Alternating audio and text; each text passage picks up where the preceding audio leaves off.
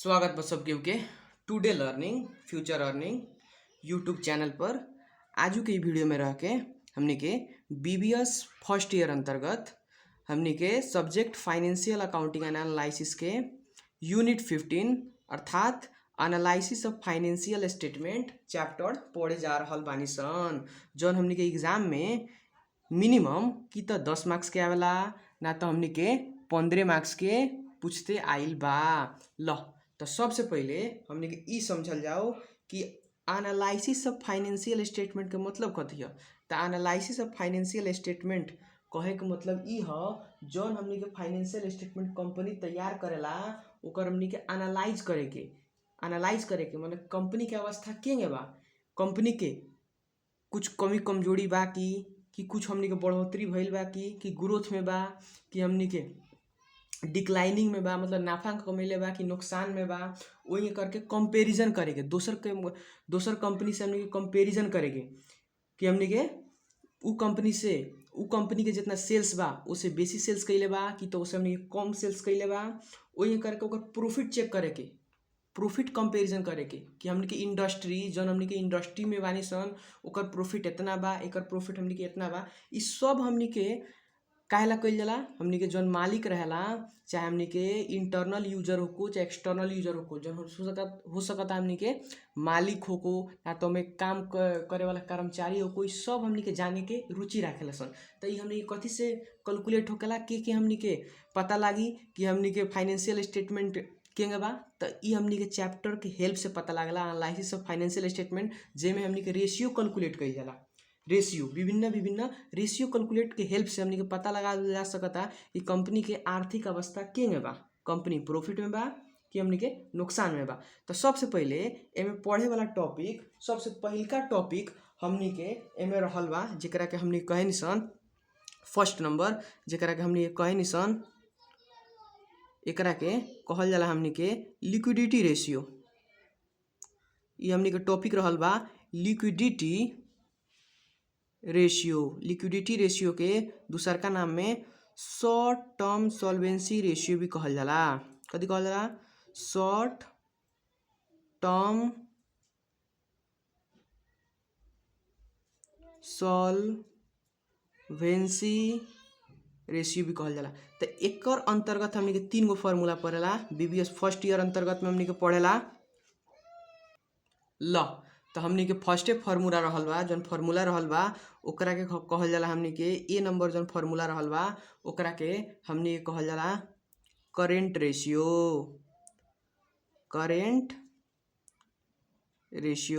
तो current ratio के formula होकला हमनी के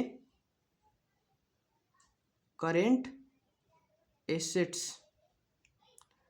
डिवाइडेड बाई हमनी के करेंट लायबिलिटीज। मतलब करेंट रेशियो का formula होकला current assets divide by current liabilities. तो में सबसे पहले हमनी के जाने के पड़ी करेंट एसेट्स और करेंट लायबिलिटीज कथी ह। तो हमनी करेंट एसेट्स कथी ह, करेंट लायबिलिटीज कथी ह, तो हम ओकरा के नीचे लिखतानी करेंट एसेट्स करेंट संपत्ति, वही करके हमनी के करेंट लायबिलिटीज ल। तो हमनी के नीचे गनी पहले एकरा के समझावेला हमनी के नीचे गनी कथी कथी पड़ी एकरा अंतर्गत हमनी करेंट एसेट्स में कथी कथी पड़ी आ करेंट लायबिलिटी में हमनी के कथी कथी पड़ी। ल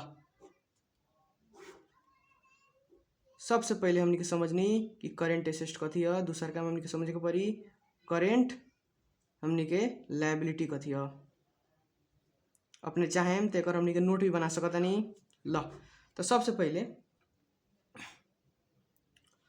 हमनी करेंट एसेट, तो करेंट एसेट कथी कहल जाला? तो करेंट एसेट उ संपत्ति जौन हमनी के 1 साल के अंतर्गत में कैश में कन्वर्ट करल जा सकता, माने बेच के होको जेंग भी करके होको हमनी के कैश में कन्वर्ट करल जा सकता। तो ओकरा के हमनी के करेंट एसेट कहल जाला। मतलब दोज asset which can be converted into cash within one accounting period is known as हमनी के करेंट एसेट। वही करेंट लायबिलिटी कथी कहल जाला?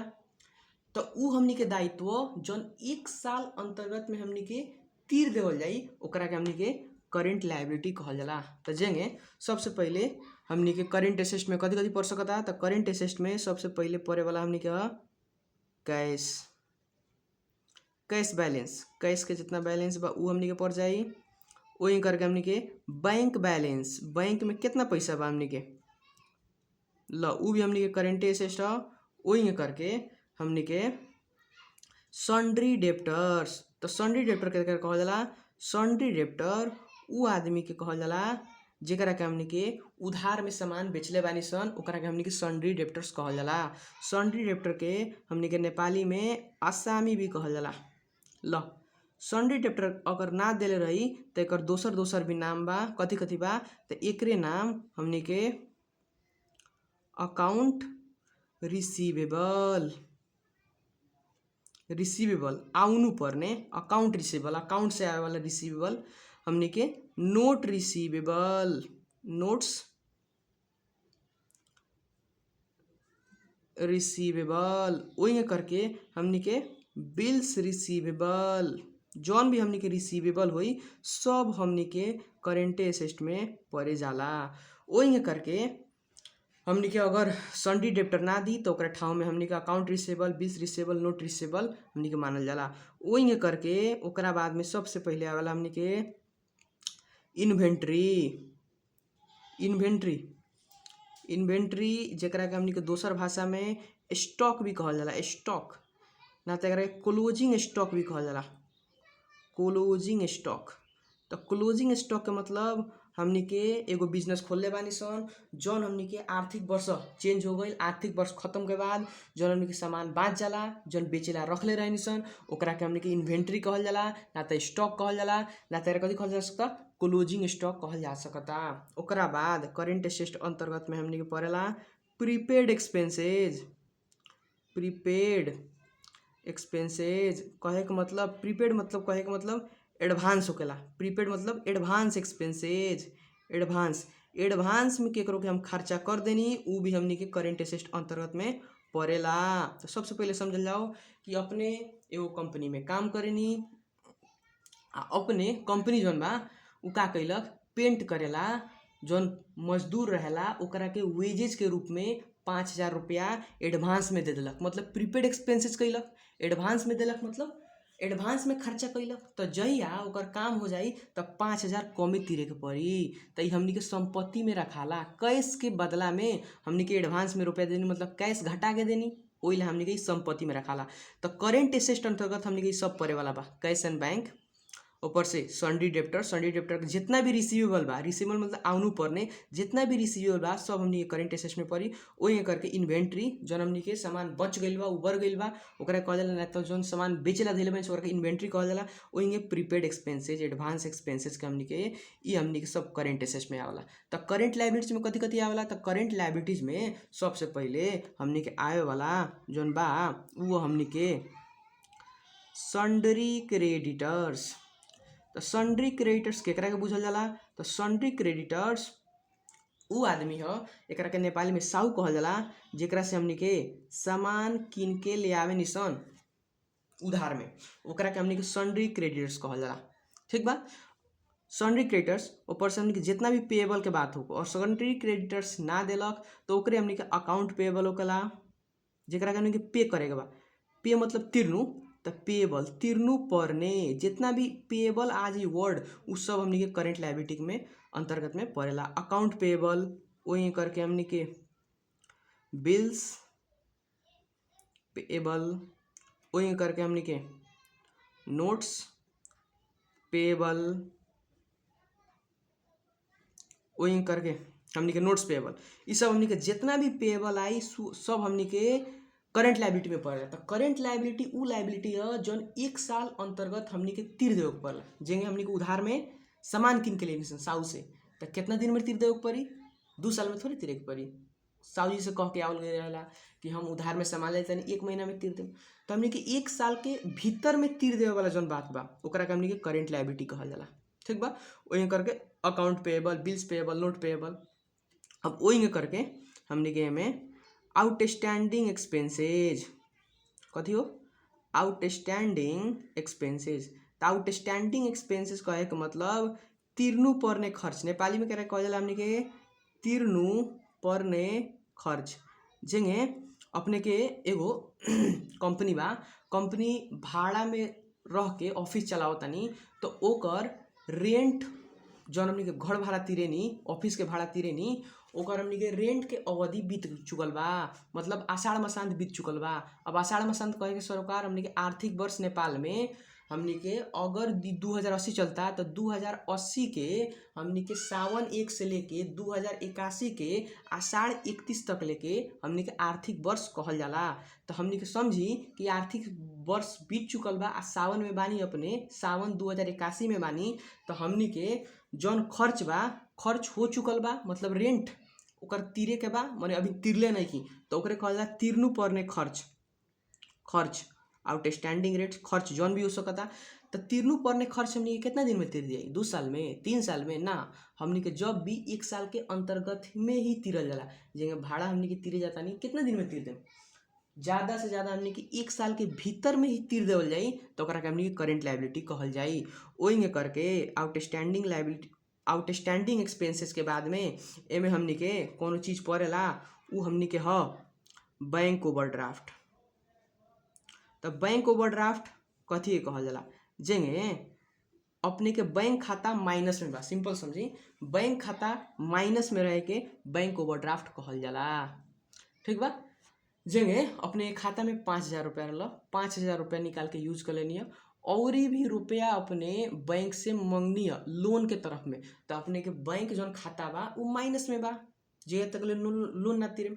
तो बैंक से कथी कह के हमनी के मांगल गई रहे लोन कि कितना दिन में तिर देम, 2 साल में, 3 साल में ना, हमनी के 1 महीना, 2 महीना, 3 महीना में तिर देम। ठीक बा। वो अवस्था के हमनी के बैंक ओवरड्राफ्ट कहल जाला। तो अपने अबके समझनी करेंट एसेट कथी है, करेंट लायबिलिटी कथी है। तो करेंट एसेट में जतनी जति पॉइंट पड़ी हमनी के यही जान, जौन फार्मूला बा करेंट रेशियो, करेंट रेशियो का फार्मूला बा current asset divide by current liabilities, एमे हमनी के करेंट एसेट में रख दिया, सब ऐड कर दिया। कैश एंड बैंक हो गई, वही करके अपने के सन्ड्री डेप्टर्स हो गई, वही करके जितना भी रिसीवेबल हो गई सब हमने के जान जोड़ दिया, सन्ड्री डेप्टर्स हो गई, वही करके ऑल रिसीवेबल लिख देता नहीं, सबके एगो खाली समझेला ऑल रिसीवेबल, वही करके प्लस इन्वेंट्री हो गई, इन्वेंट्री स्टॉक हो गई, इस सब हमने के करेंट एसेट, वही करके हमने के प्रीपेड एक्सपेंसेस हो गई। ला तो करेंट एसेट निकाले के तरीका सीख लेनी। तो करेंट एसेट में कथी कथी पॉइंट पड़ला उ सब हमनी के एजा लिख लेम, नीचे जाके जथी यदि खोजे के बाद नीचे लिखेम और ओकर वैल्यू लेके धो देम टोटल करके।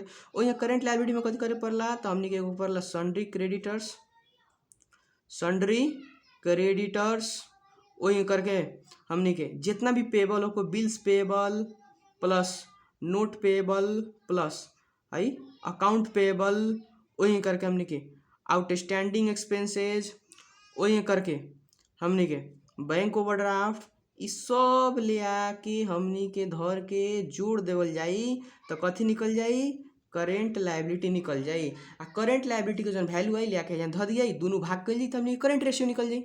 ल ओकरा बाद में ये तो फर्स्ट नंबर रेशियो रहा, करेंट रेशियो निकाले के तरीका सीखनी आसान। वही करके हमनी के अब दोसर रेशियो पढ़ल जाओ, जेकर नाम हमनी के ओकरा कहल जाला हमनी के क्विक रेशियो। तो क्विक रेशियो के फॉर्मूला का होला, बी नंबर हम लिखे जाता नहीं, जेकर हमनी के quick ratio, quick ratio, quick ratio का फॉर्मूला है quick asset, quick assets divided by हमनी के करेंट लायबिलिटीज, मतलब क्विक एसेट डिवाइडेड बाई हमने करेंट लायबिलिटीज कल जाई, तो कथी निकल जाई, क्विक रेशियो निकल जाई। क्विक रेशियो के और भी नाम बा, जेंगे हमने के एकर नाम कथी कथी पढ़ सकता, तो एकर हमने के एसिड टेस्ट रेशियो भी कहल जाला। कथी कहल जाला हमने के, acid test ratio, acid test ratio भी हमने के कहल जाला। केकरा के, हमने के क्विक रेशियो के। वही करके एकरा के लिक्विड रेशियो भी कहल जाला। कौन रेशियो, लिक्विड रेशियो, चाहे एकरा के शॉर्ट टेस्ट रेशियो भी कहल जाला। कथी कहल जाला हमनी के, quick ratio, acid test ratio, liquid ratio, वही करके हमनी के एकरा के शॉर्ट टेस्ट रेशियो भी कहल जाला। स्ट्रिक्ट भले strict test ratio, strict STRICT, strict strict test ratio भी हमनी के कहल जाला। केकरा के? हमनी के क्विक रेशियो के। तो क्विक रेशियो के फॉर्मूला होकला हमनी के क्विक एसेट्स डिवाइड बाई करंट लायबिलिटीज। अब सुनल जाओ, हमनी करंट लायबिलिटी में जान चुकल बानी सन। करंट लायबिलिटी में हमनी के कथी कथी पड़ेला? तो करंट लायबिलिटी में हमनी के sundry creditors, account payable, bills payable, note payable, outstanding expenses, bank overdraft. तो करंट लायबिलिटी तो था बा, मने हमनी के एजन जोन कहता हमनी के क्विक एसेट्स निकालेगा। तो क्विक एसेट्स मतलब कथी? तो हमनी के अभी ये समझल जाई कि क्विक एसेट्स मतलब कथी। तो क्विक एसेट्स नामे से अपने चिन्ह सकतानी कथी कहता हमनी के क्विक एसेट्स। क्विक मतलब हमनी के जल्दी। तो ऐसा हमनी के संपत्ति जौन बिल्कुल के बिल्कुल जल्दी में कैश में कन्वर्ट करल जा सकता, ओकरा के हमनी के क्विक कहल जाला। जेंगे हमनी के कंपनी अगर डूबे लागल, ओकरा के हमनी के ऋण प्रवाह करे के बा केकरो के, तो हमनी के का ओकर संपत्ति बा कि हमनी के 2 दिन में, 5 दिन में, 10 दिन में रिकवर कर सकता, ओकरा के हमनी के साफ क्विक एसेट कहल जाला। ठीक बा। तो क्विक एसेट में हमनी के देख सकतानी जौन करेंट एसेट में रहला उहे सब पॉइंट पड़े वाला बा, मने में कुछ पॉइंट ना पड़ी। तो कौन कौन? तो क्विक एसेट में सबसे पहले कैश एंड बैंक। तो अभी अपने लगे कैश बा, कैश बैलेंस बा। तो कैश बैलेंस तो कैश में बढ़ले बा, केकरो दे सकतानी, कैश में कन्वर्ट बढ़ले बा। वही करके बैंक बैलेंस, तो बैंक में पैसा अगर अपने के रखले बानी, बैंक के अगर बैलेंस बा, तो कितना देर में अपने निकाल सकतानी? ज़्यादा से ज़्यादा 5 मिनट, ना हुई तो 10 मिनट, हाँ कि ना, 1 घंटा 2 घंटा, उससे बेसी थोड़े टाइम लगी। तो जल्दी हमने के कन्वर्ट हो जाए कैश में। तो वही ला हमने को करके क्विक एसेट, साफ जल्दी वाला एसेट कहल जाए। वही करके हमने के सन्ड्री डेप्टर्स जौन बा, दूसरा के हमने जौन उधार में सामान बेचले बानी सन, उ भी हमने के जल्दी कलेक्ट करल जा सकता। ई हमने के जम्सन लेके एकरा के क्विक एसेट में राखल गइल बा। ल तो ई तीनों हमने के क्विक एसेट ह। कौन कौन? कैश बैलेंस, बैंक बैलेंस और ये हमने के सन्ड्री डेप्टर। सन्ड्री डेप्टर दूसरा नाम कथी है? Account receivables, bills receivable, note receivable.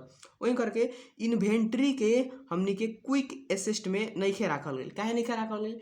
तो गोदाम में अपने के सामान पड़ल बा, कहिया तक ले बेचाई? कोनो लिमिट थोड़े बा, कहिया तक ले बेचाई? आजू बेचाई, बिहान बेचाई, ना बेचाई, समय लाग जाई। ओइला हमनी के एकरा क्विक एसेट में रखल जाला। जल्दी वाला एसेट ना, जल्दी बेच के हमनी के एकरा कैश में कन्वर्ट नहीं कर सकसन, ओइला एकरा के ना रखल जाला। ओही करके हमनी के प्रीपेड एक्सपेंसेस, अगर केहू के प्रीपेड एडवांस में खर्चा कर देले बानी, ओकरा के हमनी के दे देले बानी, एडवांस में पैसा दे देले बानी, ओकरा के हमनी के ओकरा कहम कि काम करे के, कि तो काम कर सकता, ना तो रुपया इतना जल्दी ना दी। तो ये जम्पसन के साथ में एकरा के हमनी के क्विक एसेट में नइखे राखल गइल। तो क्विक एसेट में समझ गई नहीं कि कथी कथी राखल गइल बा। तो क्विक एसेट में जथी जथी राखल गइल बा वो हमनी के इहाँ राख सकता नहीं। तो क्विक एसेट में सबसे पहले हमनी के पड़े वाला बा एगो हमनी के कैश एंड बैंक बैलेंस, आ प्लस हमनी के कथी हो? सन्ड्री डेप्टर्स हमनी के दे दी। तो ई हमनी के पर जाई, इतना हमनी में करल जा सकता। क्विक एसेट निकाल के फॉर्मूला कथी भइल? तो क्विक एसेट निकाल के तरीका ही कैश जोड़ो, बैंक जोड़ो, आ सन्ड्री डेप्टर जोड़ो। अगर हमनी के एगो दूसरो तरीका से करल जा सकता, उ कथी बा? उ दोसर तरीका हम सिखावे जाता नहीं। अल्टरनेटिव एंड में हमनी के अभिन अपने के जम्मा जम्मी संपत्ति जौन बा, मतलब करेंट एसेट जौन बा, एमे से टोटल में से अगर हई 2 घटा लिया, कहे के मतलब एगो इन्वेंट्री आ दूसर का प्रीपेड एक्सपेंसेस, तो कथी हमनी के हो जाई? उ हो जाई हमनी के क्विक एसेट। काहे कि क्विक एसेट में 3 गो पड़ला, cash balance, bank balance, sundry debtor. तो हमनी के 2 हटा लियाई, तो हमनी के 3 गो पड़ी। तो ओइला हमनी के एकर दोसर को फॉर्मूला लिखल जा सकता। कथी लिखल जा सकता? हमनी के करेंट एसेट्स में कथी घटा लिए हो? 2 गो चीज, एगो हमनी के इन्वेंट्री मतलब क्लोजिंग स्टॉक चाहे खाली स्टॉक, आ माइनस हमनी के प्रीपेड एक्सपेंसेस जौन एडवांस में जौन खर्चा कइले बानी उ हमनी के घटा लियाई। तो हमनी के जौन आई उ हमनी के कथी हो जाई हो? हमनी के क्विक एसेट हो जाई। तो क्विक एसेट के जितना हमनी के रुपया आई उ ले आके हमनी के हेजन धइल जाई। आ करेंट लायबिलिटी जानते बानी कथी कथी धराला, पहले बता चुकल बानी। एकर भाग करेम तो जौन आई उ हमनी के इज टू में आवेला। इज टू मतलब मान ली कि अगर जितना आइल इज टू ओकर हमनी के 1 लिखल जाई, इज टू 1 लिख दिया जा। ये हमनी के रेशियो हो गइल। ठीक बा। वही करके हमनी के अब पढ़नी क्विक रेशियो। अब हमनी के सी नंबर पढ़े वाला बानी सन। सी नंबर कहे के मतलब वर्किंग कैपिटल रेशियो कहल जाला। वर्किंग कैपिटल कहल जाला। वर्किंग कैपिटल कहल जाला। तो वर्किंग कैपिटल के फॉर्मूला कथी होखेला? वर्किंग कैपिटल के दूसर का भाषा में हमनी के नेट वर्किंग कैपिटल भी कहल जा सकता। Net working capital, net working capital के फॉर्मूला कथी हुई? फॉर्मूला हमनी के हुई करेंट एसेट्स। करेंट एसेट्स जन अगुआ कोई पढ़नी है, करेंट एसेट में कथी होती? पॉइंट पड़ला minus current liabilities. Current asset में से अगर अपने करेंट लाइबिलिटीज घटा लेता नी तो जौन हमनी के आई वो हमनी के वर्किंग कैपिटल है। कहे के मतलब नेट वर्किंग कैपिटल है। ल तो सबसे पहले जो फॉर्मूला पढ़ले रहनी है वो तो ये फॉर्मूला रहा करेंट रेशियो की। तो बट्टा में रहत रहा current assets divide by current liability, बट्टा मतलब रेशियो। तो करेंटे रेशियो को दूसरा नाम कहल जा सकता वर्किंग कैपिटल रेशियो। कथी कहल जा सकता? Working capital ratio. Working capital ratio. ल तो समझल जाओ। एबार हमनी के सबसे पहले एगो टॉपिक पढ़नी है सन। उ टॉपिक के नाम है liquidity ratio, short term solvency ratio. मतलब कितना ओकरा लगे लिक्विड एसेट बा, कितना जल्दी वो कैश में कन्वर्ट कर सकता, वो हमनी के रेशियो पढ़े जाता नहीं सन। शॉर्ट टर्म सॉल्वेंसी, सॉल्वेंसी कहल जाला हमनी के कंगाल के। मतलब कंगाल हो जाए तो कितना देर में उतर सकता, कितना फास्ट वो काम कर सकता, ये हमनी के रेशियो में एनालिसिस करे वाला चीज़ है। तो सबसे पहले हमने करेंट रेशियो पढ़ने सन। करेंट रेशियो को दूसरा का नाम वर्किंग कैपिटल रेशियो भी है। वर्किंग कैपिटल रेशियो का फॉर्मूला कथी हो? Current assets divide by current liabilities हुई। करेंट एसेट्स में cash and bank, sundry debtors, ऑल्स receivable, bills receivable, note receivable, account receivable, inventory और प्रीपेड एक्सपेंसेस के कॉन्सेप्ट पढ़नी सन। वहीं करके करेंट लायबिलिटी में कथी कथी पढ़ी? सन्डी creditors, bills payable, note payable, account payable, outstanding expenses, bank overdraft पढ़ी। ठीक बा। वही करके करेंट एसेट करेंट लायबिलिटी के बारे में समझाइए। उस संपत्ति जो एक साल के अंतर्गत में कैश में कन्वर्ट करल जा सकता है करेंट एसेट है। वो लायबिलिटी जो एक साल के अंतर्गत में हमनी के तीर देवे के पड़ी, वो हमनी के कथी है? करेंट लायबिलिटी रहल बा। वही हमनी के पीछे जाकर बताइनी है। हमनी के दूसरा का पढ़नी है। दूसरा का फॉर्मूला कथी है? Quick ratio. क्विक रेशियो दूसरा का भाषा में कथी कथी कहल जा सकता? कथी कथी कहल जा सकता? एकरा के एसिड टेस्ट रेशियो भी कहल जा सकता, लिक्विड रेशियो भी कहल जा सकता, स्ट्रिक्ट टेस्ट रेशियो भी कहल जा सकता।